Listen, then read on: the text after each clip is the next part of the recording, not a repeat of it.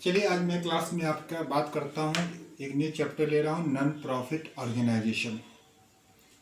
पहले हम थोड़ा बैक चलते हैं। ऑर्गेनाइजेशन को प्रॉफिट के आधार पर दो कैटेगरी में बांटा गया, एक प्रॉफिट ऑर्गेनाइजेशन, एक non profit organisation. Profit organisation वैसा ऑर्गेनाइजेशन जिसका ऑब्जेक्ट ही होता है कि प्रॉफिट कमाना, वैसे ऑर्गेनाइजेशन को कहते हैं प्रॉफिट ऑर्गेनाइजेशन। और नॉन प्रॉफिट नाम से ही पता चल रहा है, मतलब वैसा ऑर्गेनाइजेशन जिसका प्रॉफिट कमाना ऑब्जेक्ट नहीं होता है, वैसे को कहते हैं नॉन प्रॉफिट ऑर्गेनाइजेशन। इस ऑर्गेनाइजेशन का ऑब्जेक्ट होता है सर्विस, मतलब सेवा प्रदान करना, समाज में शिक्षा, स्वास्थ्य, इन सब की सुविधा को अधिक से अधिक देना।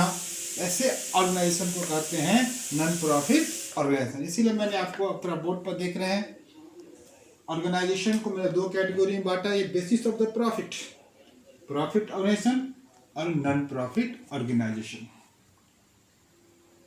अब हम बात करते हैं, जिसे नॉन प्रॉफिट ऑर्गेनाइजेशन का एग्जांपल ले सकते हैं government school, government hospital, library, इस सब हमारा नॉन प्रॉफिट ऑर्गेनाइजेशन हुआ। ऐसे ऑर्गेनाइजेशन का उद्देश्य क्या होता है? प्रॉफिट कमाना उद्देश्य नहीं होता है, उनकी उद्देश्य होती है सेवा, सोसाइटी को स्ट्रॉन्ग करना। अब एक सवाल उठता है कि हम पहले डिफरेंस की बातें और भी कर ले, पहले इन दोनों में डिफरेंस कर ले। पहला डिफरेंस ऑब्जेक्ट के पॉइंट ऑफ व्यू से देखें, इसका ऑब्जेक्ट हमारा है प्रॉफिट को अर्न करना, इसका ऑब्जेक्ट क्या है? सोसाइटी को सेवा प्रदान करना।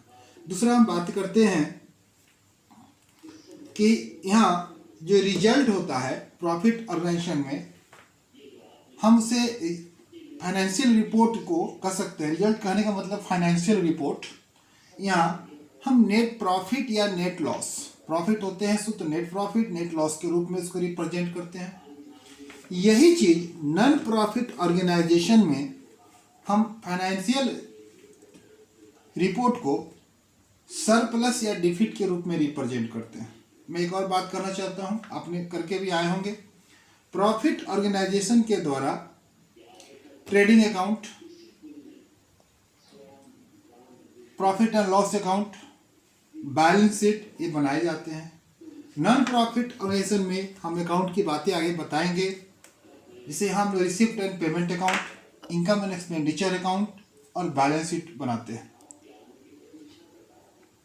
एक और डिफरेंस हम कर सकते हैं, प्रॉफिट ऑर्गेनाइजेशन में हम assets minus liability equal to capital, इसी बात को नॉन प्रॉफिट ऑर्गेनाइजेशन में हम वहाँ कैपिटल फंड का यूज करते हैं। तो ये आपके बुक में भी दिया होगा, ये थ्योरी थोड़ा पढ़ लेंगे बच्चों। प्रॉफिट और नॉन प्रॉफिट में डिफरेंस की बातें कर रहे थे। अब एक चीज मैं बात करूं, जिसे थोड़ा देर पहले मैं ही बताया कि प्रॉफिट ऑर्गेनाइजेशन का ऑब्जेक्ट होता है प्रॉफिट कमाना, नॉन प्रॉफिट ऑर्गेनाइजेशन का ऑब्जेक्ट होता है प्रॉफिट ना कमाना, सोसाइटी को सेवा प्रदान करना।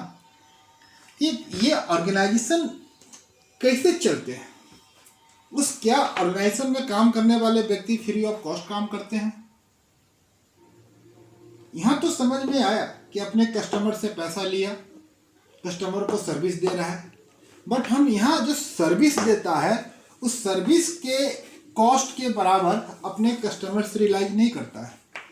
जैसे गवर्नमेंट हॉस्पिटल में जाते हैं, वहाँ 5 रुपया का एक पुर्जा कटाते हैं, डॉक्टर हमारा देखता है, कई तरह की जांच दवाई सब भी हमको उसी 5 रुपये में भी दे देता है। क्या उस पूरे सेवा का, पूरे सर्विस की कॉस्ट 5 रुपये पड़ता है? नहीं। फिर वह ऑर्गेनाइजेशन कैसे अपना वर्क करता है? यहाँ तो क्लियर है कि हर सेवा का, हर कॉस्ट का, उस सेवा के बराबर कॉस्ट वो अपने कस्टमर से रिलाइज करता है। इसीलिए यहाँ प्रॉफिट कमाना उद्देश्य था। बट ये ऑर्गेनाइजेशन तो प्रॉफिट कमाना उसका ऑब्जेक्ट नहीं है, सोसाइटी को सेवा प्रदान करना ऑब्जेक्ट है। तो यहाँ फिर कैसे रनिंग करता है? तो इसके लिए कहीं ना कहीं किसी न किसी के द्वारा उस नॉन प्रॉफिट ऑर्गेनाइजेशन को डोनेशन, सब्सक्रिप्शन के रूप में इनकम प्राप्त होते हैं। और उसी डोनेशन सब्सक्रिप्शन से ऑर्गेनाइजेशन को चलाया जाता है। निश्चित है, जब जो व्यक्ति इस ऑर्गेनाइजेशन को डोनेशन या फंड सब्सक्रिप्शन किसी तरह का इनकम प्रोवाइड करता है, वो ऑनर एक व्यक्ति भी हो सकता है, गवर्नमेंट भी हो सकता है, एक सोसाइटी भी हो सकता है। निश्चित है उससे हिसाब किताब चाहेगा लेने के लिए। मतलब बात यह निकल के आए, जिस तरह से प्रॉफिट ऑर्गेनाइजेशन को अकाउंटिंग बुक मेंटेन करने की जरूरत होती है, उसी तरह से नॉन प्रॉफिट ऑर्गेनाइजेशन को भी अकाउंटिंग बुक मेंटेन करने की जरूरत होती है। इसीलिए हम कह सकते हैं कि क्यों हमें नॉन प्रॉफिट ऑर्गेनाइजेशन में अकाउंटिंग ट्रीटमेंट करने का उद्देश्य क्या है, क्या ऑब्जेक्ट है।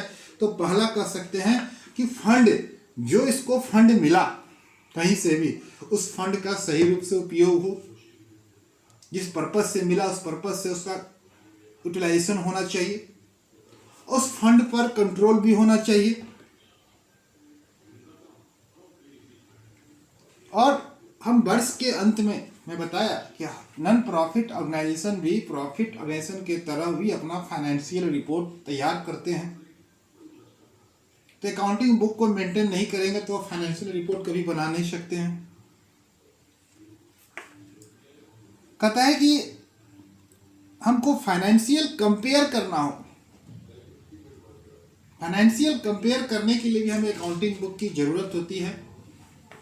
इसलिए हम नॉन प्रॉफिट ऑर्गेनाइजेशन को भी अकाउंटिंग बुक मेंटेन करना पड़ता है प्रॉफिट ऑर्गेनाइजेशन की तरह। एक बार फिर से हम बोर्ड पर ध्यान देंगे। मैंने बताया कि प्रॉफिट ऑर्गेनाइजेशन में जो अकाउंटिंग बुक जो मेंटेन किया जाता है, generally cash book, trading account, profit and loss account और बैलेंस शीट। वही मेरा यदि ऑर्गेनाइजेशन नॉन प्रॉफिट ऑर्गेनाइजेशन होगा तो हम कैश बुक के जगह पर यहाँ receipt and payment account maintain करते हैं। ट्रेडिंग और प्रॉफिट लॉस अकाउंट के जगह पर इनकम एंड एक्सपेंडिचर अकाउंट को मेंटेन करते हैं। और जैसे यहाँ बैलेंस शीट बनाते हैं, यहाँ भी बैलेंस शीट बनाते हैं। हम अगले आपको बताएंगे कि क्या कैश बुक और रिसिप्ट पेमेंट में अकाउंटिंग देखने से तो लगता है कि सेम है, पर थोड़ा सा डिफरेंस है, थ्योरिटिकल डिफरेंस मिलेगा आपको देखने का। तो आपको जो चैप्टर में जो पढ़ना है, यही तीन चीज, जो कि हम नॉन प्रॉफिट ऑर्गेनाइजेशन चैप्टर हम पढ़ रहे हैं, वहाँ रिसिप्ट एंड पेमेंट अकाउंट बनाना सीखेंगे, वन इनकम एंड एक्सपेंडिचर्स के बाद सीखेंगे, उसके बाद हम बैलेंस शीट सीखेंगे।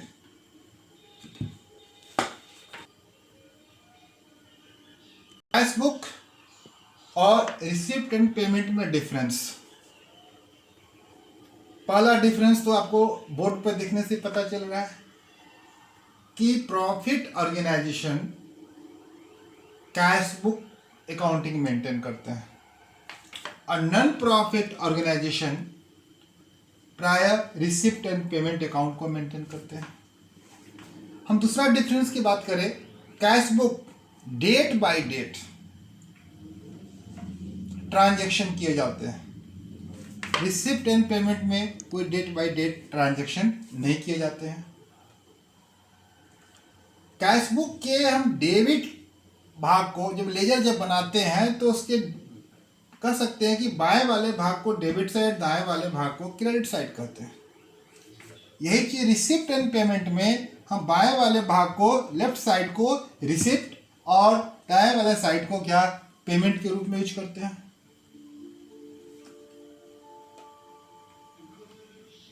और भी तो डिफरेंस होंगे, अब अपने बुक में देख लेंगे।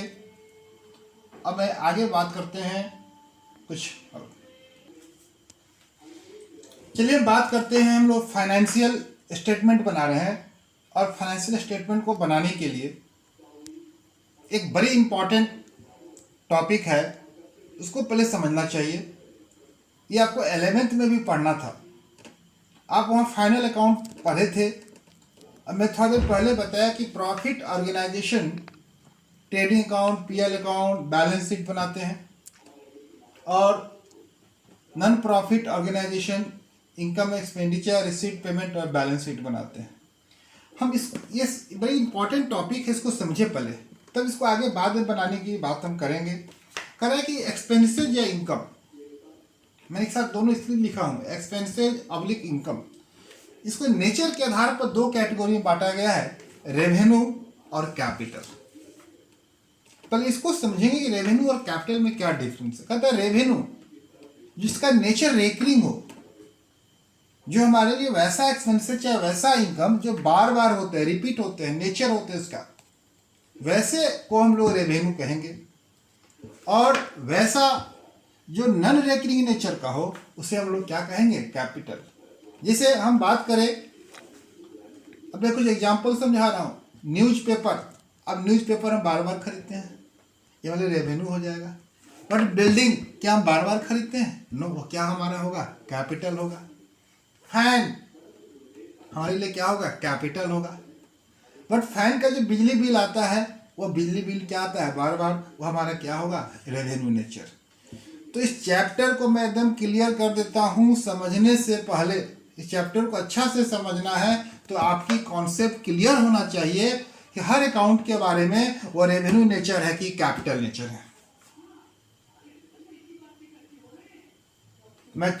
मुझे विश्वास है ये चीज़ आपको समझ में आ गया होगा। अब इसी से रिलेटेड हमारा चैप्टर का आगे का पार्ट ये बढ़ेगा। आइए क्लास में इतना ही पर समाप्त कर रहा हूँ, फिर आगे क्लास में इसको हम लोग देखेंगे।